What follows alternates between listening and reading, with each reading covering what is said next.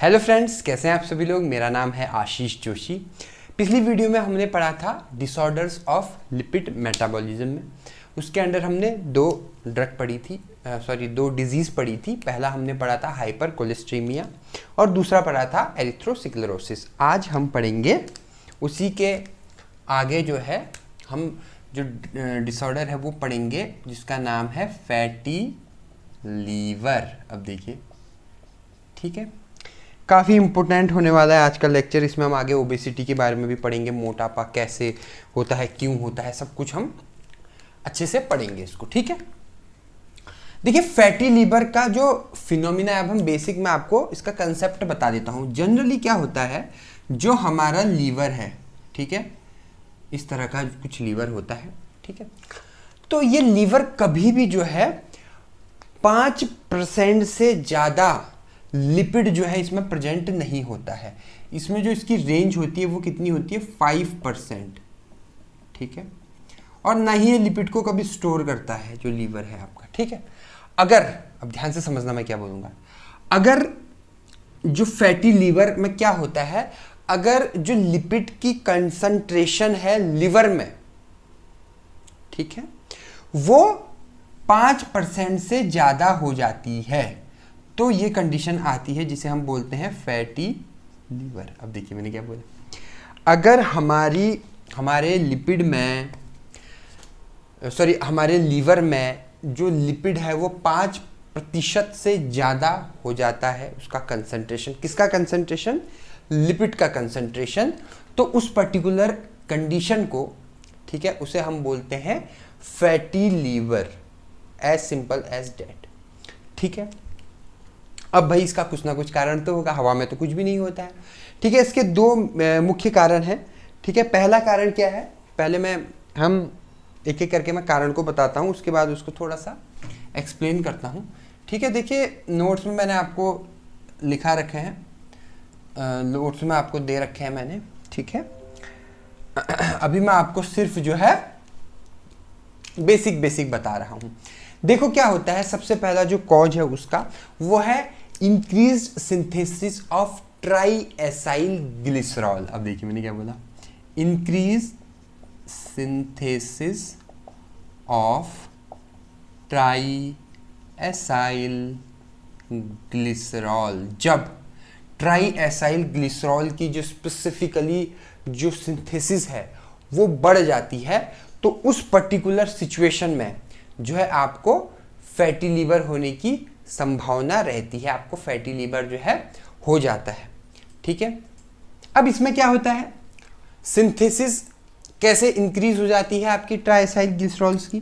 देखिए, आपको एक बहुत इंपॉर्टेंट बात पता है कि जो हमारा एडिपोज टिश्यू होते हैं हमारे, मान लीजिए ये है आपका एडिपोज टिश्यू, ठीक है, ये है एडिपोज टिश्यू, ठीक है। इस एडिपोज टिश्यू से जो है ट्राई एसाइल ग्लिसरॉल रिलीज होता है, ठीक है, ट्राई एसाइल ग्लिसरॉल, ठीक है। इसको समझ लीजिए, नोट्स को आप पढ़ोगे तो आपके एकदम समझ में आ जाएगा, ठीक है। एडिपोज टिश्यू से जो है आपका ट्राई एसाइल ग्लिसरॉल जो है क्या हुआ, रिलीज हुआ।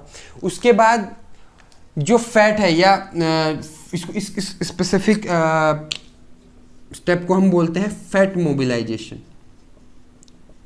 मतलब मोबिलाइजेशन मतलब फैट ने मूव किया आपका धीरे धीरे। कहाँ मूव किया, अब ये जैसे फैट मूव करेगा किस फॉर्म में आ जाएगा, फ्री फैटी एसिड। अब ये आपको सुना सुना लग रहा होगा नाम, फ्री फैटी एसिड। अब ये आ गया आपके फ्री फैटी एसिड के फॉर्म में। अब ये फ्री फैटी एसिड क्या करेगा, ये आपका जाएगा चुपचाप लीवर में। मैं इसको ऐसे बना देता हूँ, ठीक है।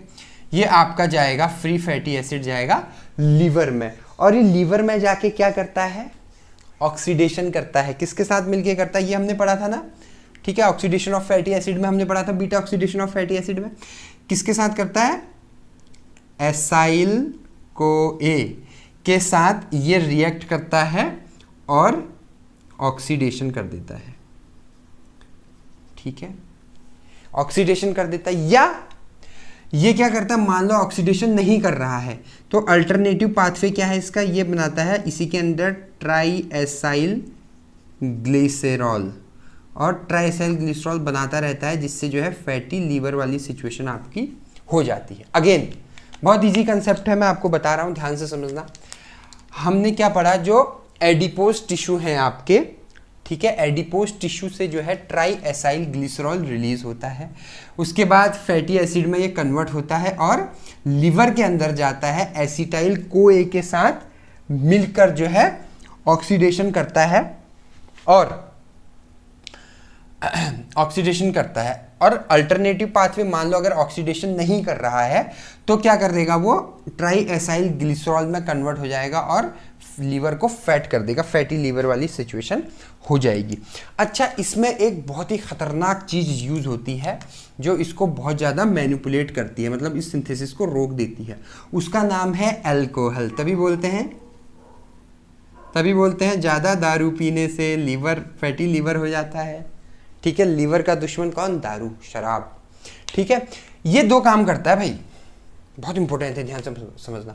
ये दो काम करता है, ये यहां जाकर इसकी सिंथेसिस को बढ़ा देता है, फैट के मोबिलाइजेशन को बढ़ा देता है, फटाफट उसको फ्री फैटी एसिड में कन्वर्ट कर देता है, और ये बड़ा तेज है अल्कोहल। ये है अल्कोहल, इसको हम ऐसे राक्षस की तरह दिखाएंगे, ये इसके दांत है, ये इसके सींग है, ठीक है।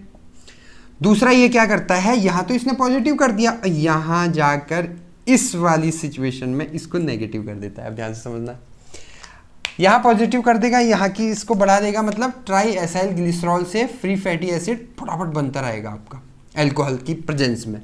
और जब ये free fatty acid acetyl CoA में चेंज हो जाएगा तो ये ऑक्सीडेशन कराने में उसको इनहिबिट कर देगा, रोक देगा, मना कर देगा, ऑक्सीडेशन नहीं होने देगा। तो अगर ऑक्सीडेशन नहीं हो रहा है तो क्या होगा, ट्राइएसाइल ग्लिसरॉल बनते रहेगा, बहुत सारा ट्राइएसाइल ग्लिसरॉल बन जाएगा, जिससे जो है आपका फैटी लीवर वाली सिचुएशन पैदा हो जाएगी, ठीक है। तो ये इसका पहला रीजन है आपका सिंथेसिस ऑफ ट्राइएसाइल ग्लिसरॉल का, मतलब increase the synthesis of triacyl glycerol. I hope आपको ये चीज क्लियर हुई होगी। उसके बाद हम दूसरा पढ़ा, इंपेयर्ड सिंथेसिस ऑफ लिपोप्रोटीन। अब देखिए, ये आपके समझ में आ गया होगा, ठीक है। अब हम पढ़ रहे हैं, ये तो मैंने ये अभी हम क्या पढ़ रहे थे, इसके कॉज पढ़ रहे थे, ठीक है। अब हम दूसरा पढ़ रहे हैं, impaired synthesis of lipoproteins. Impaired synthesis of बहुत गर्मी है भाई, बहुत ही गर्मी है, ठीक है, लिपोप्रोटीन्स। अब ये लिपोप्रोटीन्स भी किसकी बात कर रहा है, VLDL। VLDL का फुल फॉर्म बताओ भाई, जल्दी बताओ, वेरी लो डेंसिटी लिपोप्रोटीन, ठीक है, VLDL।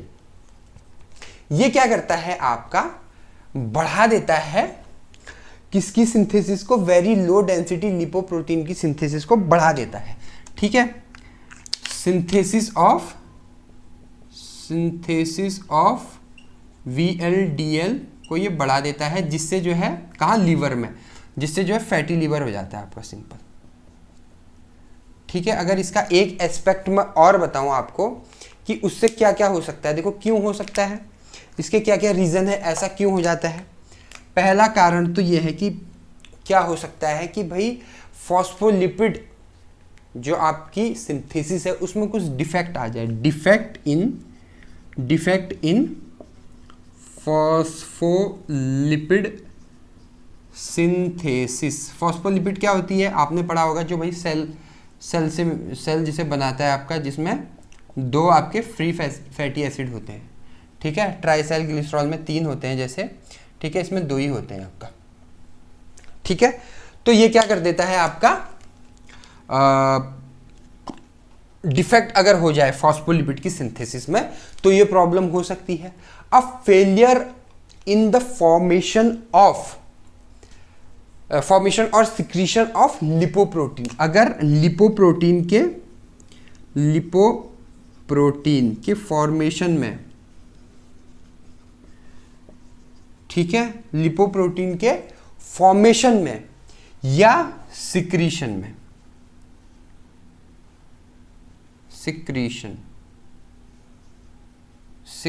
सिक्रीशन, ठीक है, लिपोप्रोटीन के फॉर्मेशन में या सिक्रीशन में कुछ अगर फेलियर आ जाए, ठीक है, फेल हो जाए मान लो, तो भी जो है इम्पेयर्ड सिंथेसिस हो जाती है, सिंथेसिस पेयर नहीं करती है और आपका जो लीवर है वो फैटी हो जाता है, फैटी लीवर में वो चीज़ कन्वर्ट हो जाती है। ऐसे करके इसके बहुत सारे रीजंस हैं, मैंने आपको नोट्स में सारे इसके रीजंस दे रखे हैं, ठीक है, तो आप नोट से इन चीज़ों को जो है अगर एक बार भी आप पढ़ोगे तो आप जो है देख सकते हो। एक रीजन इंपॉर्टेंट इसमें ये भी होता है कि बहुत सारे ऐसे केमिकल्स होते हैं, जैसे ये मैंने क्या लिखा, ये मैंने क्या लिखा, ऐसे करके कुछ बहुत सारे केमिकल्स होते हैं, कार्बन टेट्राक्लोराइड है, क्लोरोफॉर्म है, ठीक है, यह है कार्बन टेट्राक्लोराइड, यह है क्लोरोफॉर्म, ठीक है, तो ये क्या करते हैं, ये आपके प्रोटीन की सिंथेसिस को जो है कम कर देते हैं। जैसे ही प्रोटीन की सिंथेसिस कम होगी बॉडी में तो खुद ही जो है लीवर जो है क्या हो जाएगा, फैटी हो जाएगा, ठीक है। अब एक कंसेप्ट और है, बड़ा इंपॉर्टेंट है भाई, फैटी लीवर से क्या हो सकता है, ठीक है, फैटी लीवर से लिवर सिरोसिस होने का खतरा हो सकता है, जो मोस्ट इंपॉर्टेंट है, ठीक है। अब लिवर सिरोसिस कैसे होता है, बहुत ही इंपॉर्टेंट टॉपिक है, ठीक है, ये आपसे कोई ऐसे भी पूछ सकता है, बहुत इजी है, ठीक है, एक बार सुनेंगे तो आपको ज़रूर से जो है ये समझ में आ जाएगा, ठीक है। देखिए सिरोसिस, लिवर सिरोसिस में क्या होता है, सबसे पहले जो फैट मॉलिक्यूल्स हैं, अब हम फैटी लीवर नहीं पढ़ रहे हैं, अब हम पढ़ रहे हैं सिरोसिस, ठीक है, लिवर सिरोसिस आपने बहुत जगह सुना होगा, ठीक है, लिवर सिरोसिस, इसमें क्या होता है, देखो ध्यान से समझना वरना कंफ्यूज हो जाओगे। इसमें क्या होता है, जो फैट मॉलिक्यूल्स होते हैं आपके, ठीक है, मान लो ये फैट मॉलिक्यूल्स हैं, ये छोटे छोटे जो फैट मॉलिक्यूल्स हैं, ठीक है, ये जो है आपका सेल के अंदर आ जाते हैं, कुछ प्रॉब्लम हो जाती है तो ये जो फैट मॉलिक्यूल्स हैं ये, ठीक है, ये आ गए आपके, अब ये सेल है आपका, ठीक है, इस सेल को थोड़ा सा अच्छे से समझना पड़ेगा, ठीक है, ये आपका सेल है, ये सेल का न्यूक्लियस है और ये माइटोकॉन्ड्रिया वगैरह ये चीज़ें हैं, ठीक है, ठीक है। अब क्या हुआ कि ये जो फैट मॉलिक्यूल्स हैं, ठीक है, ये क्या करते हैं, ये आपके ड्रॉपलेट के फॉर्म में इधर साइटोप्लाज्म में आ गए, ये देखिए, ठीक है। तो अब ये आके क्या करेंगे, ये धीरे धीरे धीरे धीरे मूव करेंगे। अब देखना ध्यान से समझना, ये धीरे धीरे, अब ये कहां पर हो रहा है, लीवर के सेल के अंदर की बात हो रही है, ये लीवर का सेल है, ठीक है, लीवर के सेल की बात हो रही है, ठीक है। बहुत सारे सेल्स में ऐसा होता है, अभी एक का एग्जांपल हम ले रहे हैं, ठीक है, बताने की ज़रूरत नहीं है कि ये लीवर है और ये सेल है, लीवर के सेल को बोलते हैं हेपेटिक सेल, ये हेपेटिक सेल है, ठीक है। अब ये जो आपके छोटे छोटे फैट मॉलिक्यूल्स हैं, ये क्या करेंगे, ये जो न्यूक्लियस को ये धीरे धीरे बढ़ते रहेंगे। अब ये बढ़ते रहेंगे तो खुद ही बताओ कि क्या होगा, बढ़ते रहेंगे तो धीरे धीरे जो न्यूक्लियस है इसको ये प्रेशराइज करते रहेंगे, प्रेशर मारते रहेंगे इधर, और ये न्यूक्लियस क्या करेगा, धीरे धीरे धीरे धीरे जो है, अब ये बेचारा करे क्या, ये कुछ कर ही नहीं सकता, तो ये धीरे धीरे इधर इसके वॉल की तरफ जाना स्टार्ट कर देगा, ठीक है। तो अगेन मैं बता रहा हूँ आपको, हम पढ़ रहे हैं लिवर सिरोसिस। लिवर सिरोसिस में हमने पढ़ा कि जो आपका फैट ड्रॉपलेट्स हैं, जो फैट है वो क्या करता है, आपका लीवर के अंदर जो है, जो हिपेटिक सेल है वहाँ जाता है सेल के अंदर, ठीक है, और जो न्यूक्लियस है उसको वॉल की ओर धकेलने लगता है, ठीक है, मेम्ब्रेन की ओर, सेल मेम्ब्रेन की ओर जो है धीरे धीरे धकेलने लगता है, जिससे एक ऐसी कंडीशन आ जाती है कि ये सेल की मेम्ब्रेन टूट जाती है। भाई ये धीरे धीरे धीरे धीरे इसने इसको यहाँ धकेल दिया, जैसे इसने इसको यहाँ धकेल दिया ये निकल गया बाहर, पूरी सेल हो गई आपकी रप्चर। तो जैसे ही सेल रप्चर होती है तो भाई हमारी बॉडी तो भाई समझदार है, तो हमारी बॉडी क्या करती है, हीलिंग प्रोसेस के थ्रू जो है फाइब्रस टिश्यू, आप देखिए फाइब्रस टिश्यू को भेज देती है कि भाई जल्दी जल्दी जल्दी जाओ, जल्दी जाओ, वहाँ गड़बड़ हो रखी है, कुछ करो उधर, जल्दी जाओ, उसको हील करो। तो फाइब्रस टिश्यू जाके यहाँ पर जो है अपना हीलिंग का काम स्टार्ट करती है, ठीक है। तो ये सेल में जो है धीरे एक घाव सा हो जाता है। ठीक है, समझ रहे हो आप। अब ऐसा बहुत सारे सेल्स में होता है आपका, क्योंकि ये एक सेल तो है नहीं, हेपेटिक सेल तो लाखों सेल्स हैं लिवर के अंदर। तो जब ऐसा बहुत सारे सेल में हो जाता है तो उस स्पेसिफिक कंडीशन को हम बोलते हैं लिवर सिरोसिस या फाइब्रोसिस। अब देखिए मैंने क्या बोल दिया। ठीक है, क्यों हो रहा है? क्योंकि ये किसके वजह से हो रहा है आपका? ये हो रहा है आपका फाइब्रस टिश्यू के वजह से। अगर आप देखोगे YouTube वगैरह पे या गूगल पे सिंपल अगर आप पिक्चर भी देखोगे इसकी, ठीक है, तो जो हेल्दी लिवर होता है वो इस तरह से दिखता है आपका, जैसे नॉर्मल है। ठीक है, लेकिन जो सिरोसिस वाला लिवर है वो कैसा दिखता है पता है आपको? वो इस तरह से दिखता है, उसमें छोटे छोटे ऐसे धब्बे आपको दिखेंगे, छोटे छोटे ऐसे घाव से दिख जाते हैं इस तरह से। ठीक है, तो बहुत ही ख़तरनाक ये बीमारी है। ठीक है, ये डिसऑर्डर है। ठीक है, तो ये है आपका लिवर सिरोसिस। ठीक है, उसके बाद अगला टॉपिक जो है वो है ओबेसिटी, मोटापा। अब देखिए, ठीक है, ओबेसिटी, मोटापा क्या होता है? ओबेसिटी, ठीक है, हिंदी में बोलते हैं इसको मोटापा। देखो, abnormal increase in the body weight due to excessive fat deposition. ठीक है, जब हमारी बॉडी में जो फैट है, द अमाउंट ऑफ फैट या फैट डिपोजिशन, ठीक है, जो फैट डिपोजिशन है हमारी बॉडी में वो क्या करता है? बहुत ही ज़्यादा अमाउंट में बढ़ने लग जाता है।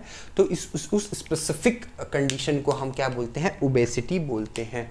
ठीक है, न्यूट्रिशनल अगर हम बेसिस की बात करें तो जब हमारा जो फैट है हमारे बॉडी वेट के 20 से 25% तक बढ़ जाता है टू आवर बॉडी वेट। ठीक है, 20 से 25% जो है अगर हमारा जो फैट है, ठीक है, मुझे लगता है कि मुझे इस कमरे में एसी लगा ही लेना चाहिए। खैर, 20 से 25% जो आपका बॉडी वेट है, जो आपका बॉडी वेट है, मान लो बॉडी वेट आपका x है, तो जब 20x हो जाएगा आपका फैट डिपोजिशन, तो वो किस में कंसिडर होगा? आपका मोटापा, ओबेसिटी में। ठीक है, अब ये तो हमने ऐसे मोटा बोल दिया। अब अगर एक्चुअल में क्या होता है एक्चुअल में अगर हम कैसे पता करेंगे कि भाई हम किसी को देखें और किसी से एकदम हमें देख के पता लग जाए कि इसको भाई ओबेसिटी है या नहीं है? तो उसके लिए एक टेस्ट आता है जिसे हम बोलते हैं BMI। इसका नाम है बॉडी, आप लोगों ने सुना भी होगा, मास इंडेक्स। ठीक है, बॉडी मास इंडेक्स। देखिए इसमें क्या होता है आपका, बॉडी मास इंडेक्स में क्या होता है? इसका एक फॉर्मूला होता है, body mass index is equals to weight upon height. अब देखिए मैंने क्या बोल दिया, वेट अपॉन हाइट। किसमें? वेट किलोग्राम में, हाइट जो है मीटर स्क्वायर में। ठीक है, तो इसका जो है आपका वो क्या हो जाएगा?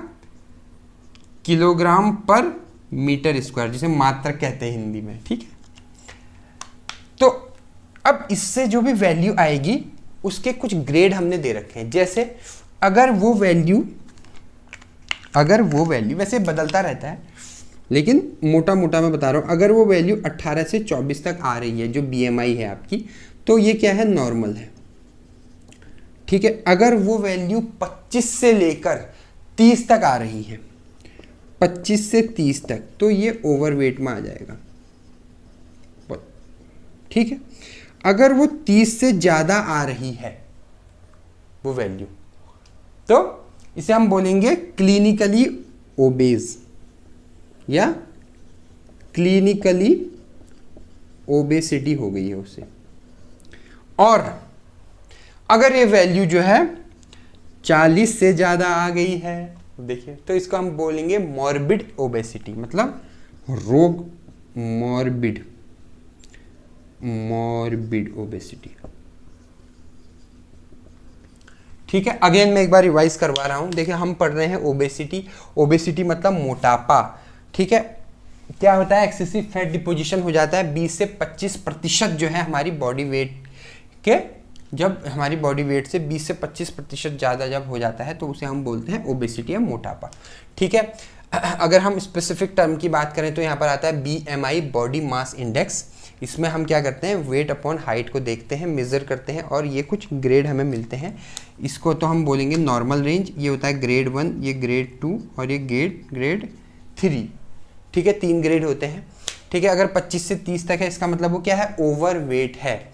ठीक है, अगर वो 30 से ज़्यादा आ रहा है, क्या, ये BMI की बात कर रहा हूँ मैं। ठीक है, BMI की वैल्यू मतलब इसको अगर हम देंगे 30 क्या किलोग्राम पर मीटर स्क्वायर की बात हो रही है यहाँ पर। ठीक है, तो क्लिनिकली ओबेज है और 40 से ज़्यादा, 40 किलोग्राम पर मीटर स्क्वायर से ज़्यादा आ रहा है तो मॉर्बिड ओबेसिटी है। ठीक है, अब आपको पता है कि भाई ओबेसिटी से बहुत ज़्यादा कॉम्प्लिकेशन होने के खतरे रहते हैं। ओबेसिटी जो है, मोटापा बहुत सारी बीमारियों की जड़ है। जैसे पहली जो बीमारी है वो है आपकी डायबिटीज़।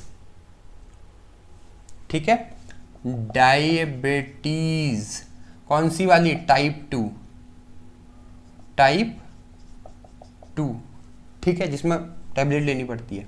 डायबिटीज़ के बारे में भी मैंने बताया है आपको, जहाँ तक मुझे याद है, या नहीं बताया तो आगे वाले टॉपिक में बताऊंगा, वैसे मैंने बता रखा है शायद। खैर, CHD कोरोनरी हार्ट डिजीज़ या CHF भी कहते हैं इसको, कोरोनरी हार्ट फेलियर।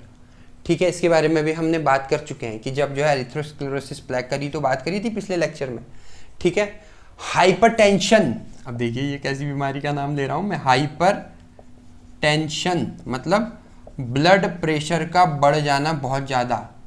ठीक है, ये सिचुएशन भी आ सकती है। अर्थराइटिस। ठीक है, अर्थराइटिस कैसे होगा भाई, कोई इंसान बहुत ज़्यादा मोटा है, ठीक है, तो उसके घुटने में भी, पैरों में भी उतना ही ज़्यादा वजन पड़ेगा, उतना ही ज़्यादा वेट पड़ेगा, जिससे उसे ये स्पेसिफिक बीमारी होने की संभावना है, अर्थराइटिस। ठीक है, अर्थराइटिस में क्या होता है, जो हमारे घुटनों के बीच का जो, ये जैसे हमारी बोन है फॉर एग्जांपल, इस तरह से जो बोन होती है आपकी, तो इनके बीच में लिक्विड होता है। ठीक है, साइनोवियल फ्लूइड उसे बोलते हैं। तो वो साइनोवियल फ्लूइड जो होता है वो क्या हो जाता है, सूख जाता है, क्योंकि बहुत जोर पड़ रहा है। तो जैसे ये ऊपर का घुटना है, नीचे का घुटना है, तो ये आपस में टकराने लगते हैं। अब देखिए ये टकराने लगते हैं तो इसमें दर्द होने लगती है, पेन होने लगता है। तो वो स्पेसिफिक कंडीशन है, उसे हम बोलते हैं अर्थराइटिस। ठीक है, तो ये कॉम्प्लिकेशंस है आपके ओबेसिटी के, मोटापे के। ठीक है, अब कुछ ऐसे फैक्टर हैं जिनके बारे में हम कोई भी आदमी, इंसान खुल के बात नहीं करता है, कोई भी आपको इस बारे में नहीं बताएगा। और सबसे इम्पोर्टेंट फैक्टर है उसका, सिर्फ एक ही फैक्टर है, वो है जेनेटिक फैक्टर। हम क्या करते हैं, हम मतलब मैं नहीं करता ऐसा, बहुत लोग क्या करते हैं कि बुली करते हैं। जैसे कोई अगर थोड़ा सा ओवरवेट पर्सन है, उसको काफ़ी ज़्यादा बुली किया जाता है, मोटा मोटा बोला जाता है या उसको चिढ़ाया जाता है ना, तो जो कि बहुत गलत है। क्योंकि कभी कभी क्या होता है, वो कितनी भी कोशिश कर ले, जेनेटिक्स ही ऐसे होते हैं, जेनेटिक रीजन, जेनेटिक एस्पेक्ट, कि भाई वो कुछ नहीं कर सकता। जैसे फॉर एग्जाम्पल, अब मैं बहुत बड़ी बात बोलने वाला हूँ, इस पर रिसर्च हुई है प्रॉपर। ये है एक लड़का, अब देखिए कहानी सुना रहा हूँ, ये है एक लड़की। ठीक है, तो इसमें डिफरेंस क्या होगा, ये अच्छा, ये लड़की के बाल है। अब ये लड़की जैसी लग रही है ना, इसको हम, ठीक है, अब इन दोनों की हो गई है शादी, ये हो गई शादी, ये लगाया बिंदी, ये लगाया सिंदूर।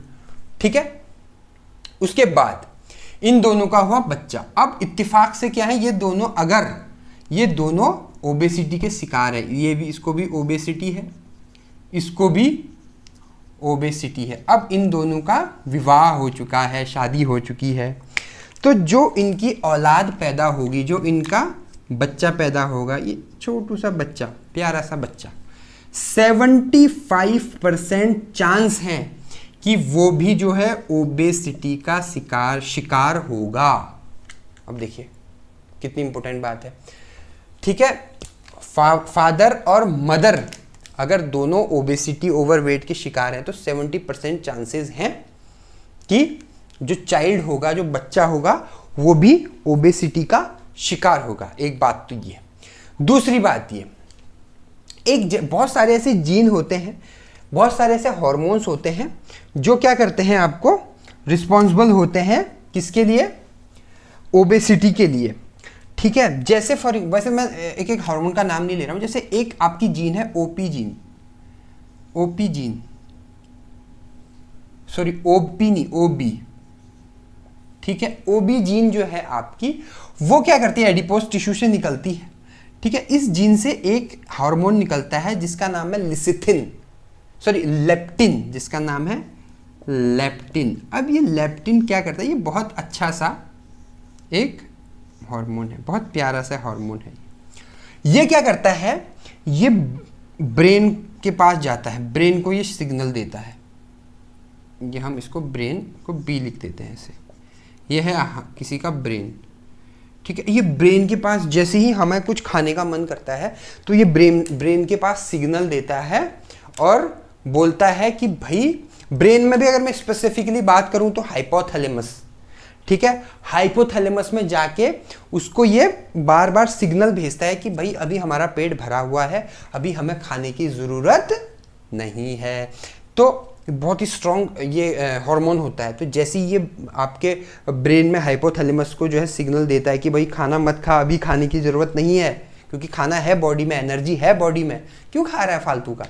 तो ये जो है सिग्नल देता है ब्रेन को, तो ब्रेन इसकी बात मान लेता है। मैंने कहता हाँ यार, बात तो तू ठीक बोल रहा है भाई, खाना तो अभी तो हमने जो है मसाला डोसा खाया है, मैंने सच में आज मसाला डोसा खाया है, खैर तो खाने की ज़रूरत नहीं। तो उससे क्या होता है आपका, हम कैलोरी उतनी ही लेते हैं जितनी हमें ज़रूरत होती है। लेते भी हैं तो कभी थोड़ा ज़्यादा लेते हैं, लेकिन बहुत ज़्यादा नहीं लेते। तो किसी किसी में क्या होता है, जो ये लेप्टिन है ये बहुत कम अमाउंट में होता है, या इसमें कुछ डिफेक्ट होता है, या लेप्टिन के जो रिसेप्टर्स होते हैं, ठीक है, लेप्टिन रिसेप्टर, इनमें भी कुछ दिक्कत होती है, इनमें भी कुछ डिफेक्ट होता है। तो जो है आपका ये लेप्टिन जो है आपका हाइपोथैलेमस में जाके अपनी बात नहीं कन्वे कर पाता है, जिससे क्या होता है, जो पेशेंट है आपका, उसको ओवर ईटिंग, मतलब उसको बुरा लगे तो भी वो खाना खाए, उसको खुशी हो तो भी वो खाना खाए, वो दुखी हो तो भी वो खाना खाए, उसको गुस्सा आए तो भी वो खाना खाए। तो उसको ओवर ईटिंग की आदत पड़ जाती है, और एक्सेसिव ओवर ईटिंग की आदत पड़ जाती है, जिससे क्या होता है, ओवर ईटिंग की वजह से क्या होता है, आपका मोटापा होना स्टार्ट होता है। अगर आप देखेंगे मोटापे की बेसिक साइकी देखेंगे तो जैसे हम मान लो ऑन एवरेज एक दिन में आदमी 2500 कैलोरी जो है आपका खर्च करता है। मान लो आपने 2500 कैलोरी कंज्यूम करता है आदमी। ठीक है, कंज्यूम एक इंसान, ठीक है, 2500 कैलोरी कंज्यूम करता है। उस 2500 कैलोरी में से मान लो सिर्फ आपने 500 कैलोरी ही लूज करी, कुछ काम नहीं किया, दिन भर बैठे रहे, तो 500 कैलोरी आपकी लूज हुई। तो कितनी कैलोरी बची इसमें से आपकी, 2000 कैलोरी। अब अगले दिन आपने फिर 2500 कैलोरी ले ली, तो फिर कितनी कैलोरी बची आपकी, 4500 कैलोरी, और इसमें से भी आपने सिर्फ 500 लूज करी, तो कितनी बची, 4000 कैलोरी। तो ऐसे करके आपकी कैलोरीज बढ़ते रहती है और धीरे धीरे फिर वो फैट में कन्वर्ट हो जाती है, फैट बन जाती है, और मोटापा ऐसे आता है हमारी बॉडी में। तो क्या बोला जाता है कि जितना आप, पहले तो बोला जाता है कि अपनी फूड हैबिट को थोड़ा कंट्रोल करो। ठीक है, जितना आप खा रहे हो, एक्सरसाइज करके या कुछ भी करके जो है उसको आप कम करो। स्विमिंग कर सकते हैं आप, रोप स्किपिंग कर सकते हैं आप जो है प्राणायाम कर सकते हैं, जिम में जा सकते हैं, ठीक है, वेट ट्रेनिंग कर सकते हैं, बहुत कुछ है करने को। तो उससे क्या होगा, आपकी कैलोरी ज़्यादा बर्न होनी स्टार्ट होगी। जितनी ज़्यादा आपकी कैलोरी बर्न होगी, ओबेसिटी धीरे धीरे उतनी ही कम आप पे आनी स्टार्ट होगी, ओबेसिटी धीरे धीरे ख़त्म हो जाएगी। तो ये इसकी बेसिक जो है साइकी होती है ओबेसिटी की। लेकिन कुछ ऐसे हार्मोन्स होते हैं, जैसे थायराइड में भी होता है। अगर किसी का थायराइड बढ़ा हुआ है तो भी there will be a chance कि उसको जो है ओबेसिटी की प्रॉब्लम होगी। डायबिटीज़ किसी को है, ठीक है, उसके भी चांसेस होते हैं, या तो वो बहुत ज़्यादा वीक हो जाता है, बहुत ज़्यादा जो है हेल्दी हो जाता है, ठीक है, ओबेसिटी का शिकार हो जाता है। तो ये था आज का लेक्चर। आज हमने सिर्फ इतना ही पढ़ा। हमने आज हमने क्या 2 बीमारियां पढ़ी, ठीक है। उसमें भी हमने वैसे डीपली देखा जाए तो हमने 3 डिजीज़ पढ़ी। पहला हमने पढ़ा फैटी लीवर, दूसरा हमने पढ़ा लिवर सिरोसिस और तीसरा हमने पढ़ा ओबेसिटी, ठीक है। आई होप आपको आज का लेक्चर क्लियर हुआ होगा। अगर आपको मेरी वीडियो पसंद आए तो मेरे चैनल को सब्सक्राइब कर दीजिए, बेल आइकन पे क्लिक कर दीजिए। भाई इतनी गर्मी में वीडियो बना रहा हूँ, हालत ख़राब हो चुकी है मेरी। खैर, आपने मुझे इतना वक्त दिया उसके लिए बहुत बहुत धन्यवाद। Thank you so much.